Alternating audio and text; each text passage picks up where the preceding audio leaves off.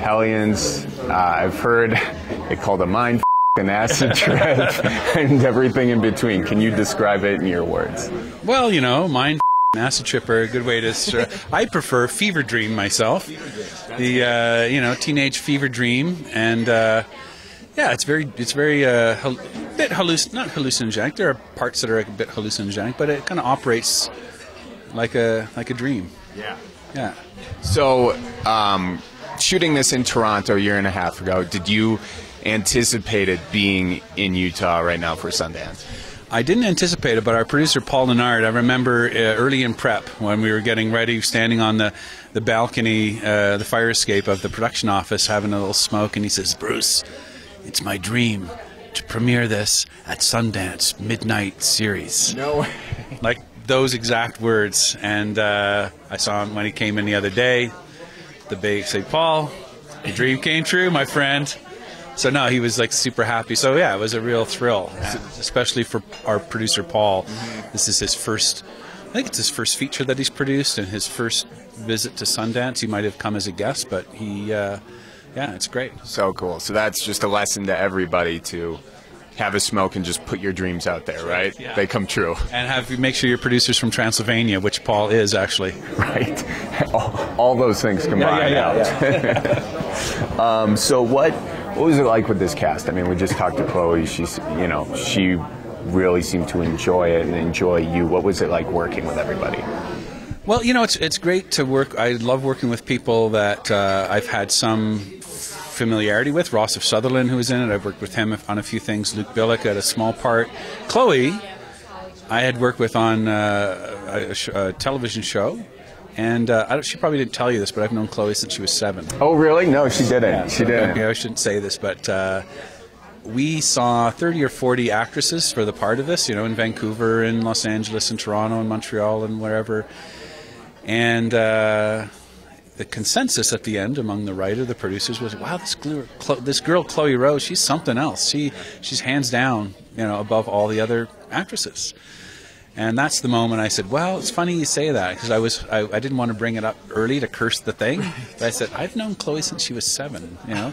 Her mom, Charlie, who is here today, we used to work at this great little cafe in the neighborhood, so I met Chloe when she was running around the restaurant. And I've watched her grow up and was there on her first day when she was acting professionally with her mom, and I took her down. So, you know, so when Chloe got the part, I was so thrilled, and so we had years of trust. So going into the shoot, which was a difficult part for any actress, very demanding, very physical, very emotional, it just felt great rolling in like that with her. It was like, I'm Uncle Bruce, and she's...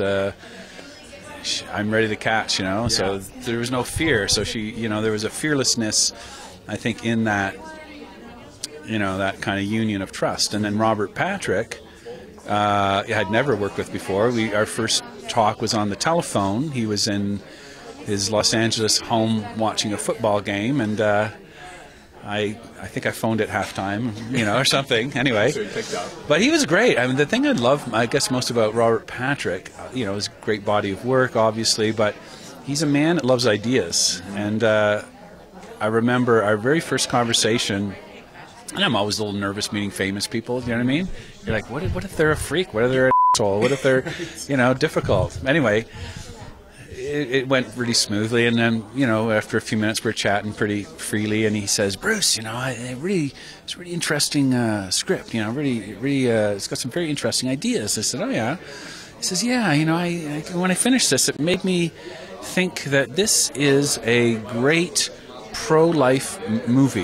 He mentioned that, yeah. Did he mention that? Yeah. And I said, that's funny, Robert. When I read it for the first time, I was pretty convinced this was a pro-choice movie. And he's like, well, you know, you would say that. You would think that, being from Canada, right? And I laugh, and he laughs. He says, well, don't worry, my wife's Canadian. I know what it's all about. So from that very first conversation, it was great. We each had this idea of how you could, you know, because it's about pregnancy and babies, and, you know, there's a kind of a strange scene towards the end with cutting and, you know, craziness. So it was our hope. And I said this to Robert on our first conversation. I said, well, you know, wouldn't it be great if the audience could walk out, it's a buried message in there. It's not front and center, but wouldn't it be great if people could walk out and have that debate, and each have an equal interpretation that was valid, and we both thought, yeah, that would be a great idea. So I made sure in the movie that there was this one scene in particular that that argument has balance and that has things. So that's what I love about Robert Patrick, is that not only is he he's a guy's guy, and he's a consummate pro, and he's all the thing, motorcycle rider, gun lover, Republican lover, true American guy. He is a real artist, he's a real man of ideas, and that was a real, I guess, sort of a surprise for me, because, you meet these guys, these tough guys, and I was really kind of touched at how deeply he goes into his preparation, and how much he loves ideas. Yeah, especially horror, your average person doesn't see horror as a way of embedding these deeper political, social-political issues into a film. You guys did it very cool, and props to you. Where do you think the genre of horror is going, and how do you think you may be leading that charge?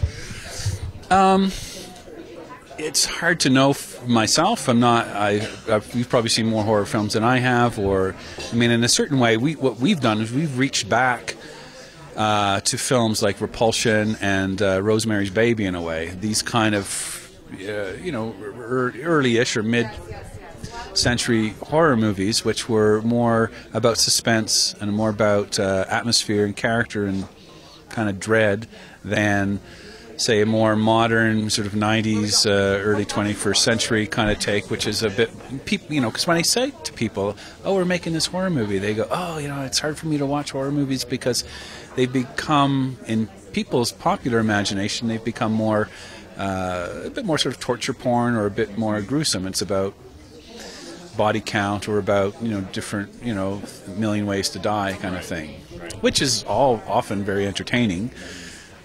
So sometimes the way forward is the way back, like a lot of times there's, things are always cycling back, and I don't know, because of it's probably my, these are some of the films I grew up on, these are just my natural kind of go-to films, like The Shining and Rosemary's Baby and Repulsion and The Tenant, it's kind of this Polanski. So I've got that in my bones. So, when you get a chance to make a horror film, you kind of want to serve your heroes, right? That these are the people in your heart that you go, oh, those were the scariest movies. My foundational. Those are my foundation. So, I guess in a way, it's a bit of a salute to those foundational films for me, and I don't really know where it's going.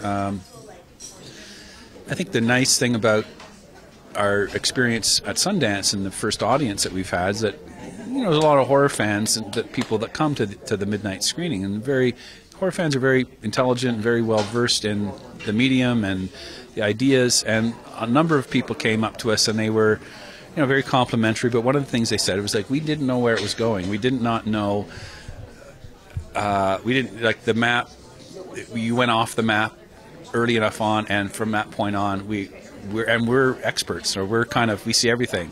Right. So for those people, to surprise or to hopefully terrorize those people a little bit, I took that as a great compliment. Such a compliment. Yeah, that's awesome. Now, if you could make any film, budget's not an issue, could be about anything, what would it be? What would be like your passion project?